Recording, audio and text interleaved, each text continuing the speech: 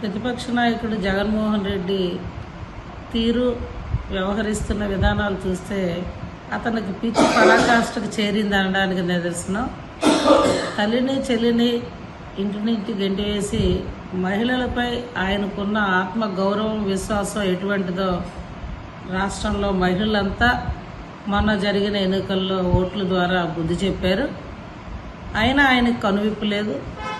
సాక్షి పేపర్ని చేతిలో పెట్టుకుని ఆ సాక్షి మేనేజ్మెంట్ సభ్యురాలైన ఆ భారతిరెడ్డి ఆమె మాటలకు చేతలకు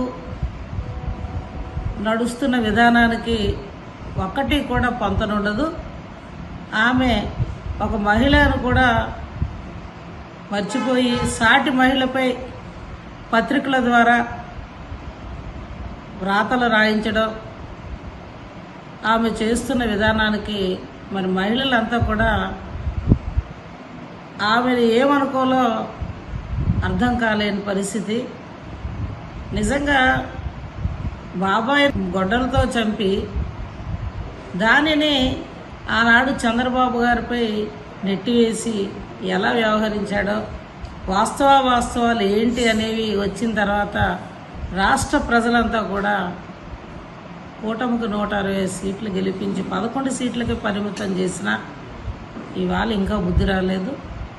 ఏదైతే మొన్న మా సాటి మహిళా ఎమ్మెల్యేపై చేసిన విమర్శలు చాలా బాధాకరం. అటువంటి వ్యక్తిని ప్రసన్న కుమార్ రెడ్డిని తప్పులు చేసి అవినీతి చేసి జైలు బారిన పడిన వాళ్ళేమో పరామర్శిస్తూ మహిళల్ని దుర్భాషలాడిన వాళ్ళేమో పరామర్శించడానికి నెల్లూరు వెళ్ళి ప్రసన్న కుమార్ రెడ్డిని పలకరించడం ఇది ఎంత దుర్మార్గం. మరి ఇటువంటి వ్యక్తికి ఇంకా భవిష్యత్తులో ప్రజలు బుద్ధి చెప్తారు. దీనికి ఇంత పరిణామం అయితే అనుభవించాల్సిన పరిస్థితి అయితే ఈ ప్రతిపక్ష పార్టీకి ప్రతిపక్ష నాయకుడికి ఉందని చెప్పి తెలియజేస్తూ వాళ్ళ విశ్వసనీయత ఏ విధంగా ఉందో అనడానికి వాళ్ళు వ్యవహరిస్తున్న తీరే నిదర్శనమని తెలియజేస్తూ ఇటువంటి వ్యక్తికి భవిష్యత్తు కూడా ఎప్పుడు ప్రజల అవకాశాలు ఇవ్వకూడదు, బుద్ధి చెప్పాలని చెప్పి మరి తెలియజేస్తూ నమస్కరిస్తూ సెలవు తీసుకుంటా ఉన్నాను.